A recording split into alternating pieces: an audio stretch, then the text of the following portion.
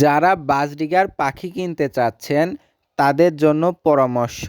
সর্বপ্রথম আপনাকে বাজরিগার পাখির জন্য সঠিক খাঁচা নির্বাচন করতে হবে। পাখি যেন খাঁচার ভিতরে ডানা মেলে উঠতে পারে এরকম বড় খাঁচা হতে হবে। খাঁচার মধ্যে একখণ্ড টুকরো দিতে হবে যেন পাখি ওইটার ওপর বসতে পারে।